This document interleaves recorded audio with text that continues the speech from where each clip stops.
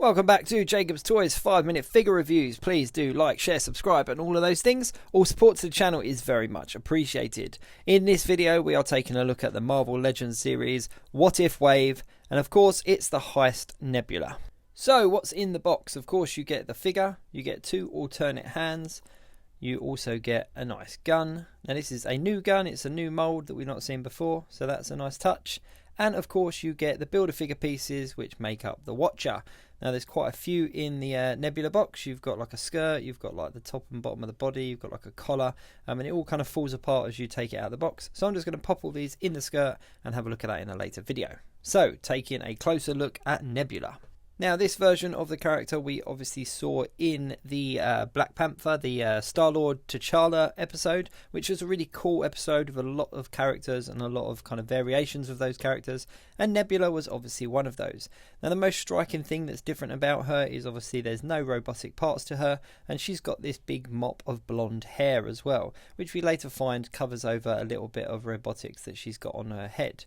Now on her belt she's got a holder for her gun and it slots in quite nicely and it fits in quite well. The only drawback I think is because the belt and the gun are a very similar colour, it doesn't really stand out that there's an accessory in there, but it's nice to have this kind of open palm hand as if she's reaching for that weapon.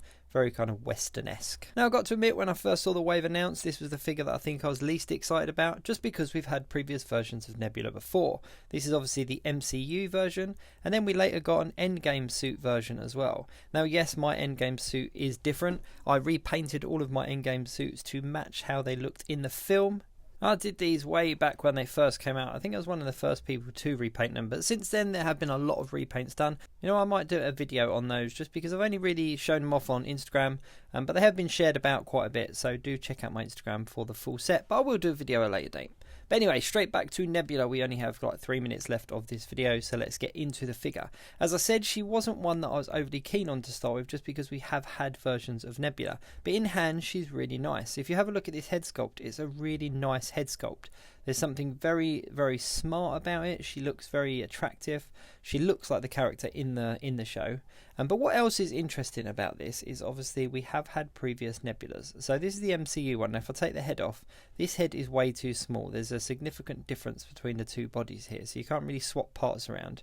And this head that I'm just putting on her there is the one that came from the EndGame suit. So we got a 2-pack with lots of various different heads, and one of them was Nebula. But you can see here that there's a significant size difference in those heads. However, if you get that head that came from the 2-pack and you pop it onto this What If version, sorry that was the wrong one, get this one from the 2-pack, pop it onto the What If version, the colours match up quite well and you've actually got a pretty decent screen accurate MCU Nebula. Now I'm sure this will make a lot of people happy because that Nebula one is relatively hard to get hold of now, the MCU version anyway, and a lot of people will have this spare head floating around in their box because they used the female body, the female EndGame body for their Black Widows, for their Natashas. So the Nebula head just kind of floated around in a lot of people's fodder boxes. So pick one of those up, get hold of this What If Nebula, and you've got yourself a pretty decent screen accurate Nebula. For that fact alone, it makes the figure a lot better than I initially anticipated. But when you actually do look at her as a figure, now I'm just going to leave the MCU head on for a minute. When you do look at her as a figure, there is very little to complain about. The costume looks nice, the skin tone looks nice, the hands, the accessories, etc. It all looks very good. And as far as the character goes, you know, it does what it should do on a tin. Now leaving this head on her, you can see she makes a really sleek looking MCU Nebula, and it's good to have a use for that alternate head. Whether the guys at Hasbro knew that this was going to match up or not, it's a very good move indeed. But as I have an MCU Nebula, that's not how I'm going to be displaying her. I'm going to use her as intended, and with the help of editing there, it was a nice quick change. So in hand, this figure has definitely won me over. If I put her next to the T'Challa Star-Lord, because obviously that's the episode that she's from, you can see that she sizes up quite nicely, and the pair do look really good and will look really good on the shelf next to each other. I'm really disappointed that we didn't get a Gamora, obviously the Titan Gamora that we saw in the final episode, because that would have been nice to have a Nebula and Gamora next to each other.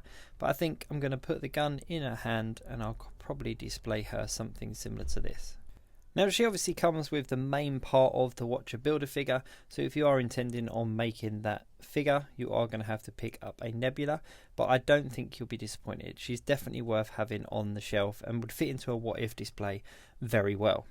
If you're enjoying these 5-minute figure reviews, then please do like, share, subscribe and all of those things. All support is very much appreciated, and do check my channel for other what if reviews. Thanks for watching, and I'll catch you soon.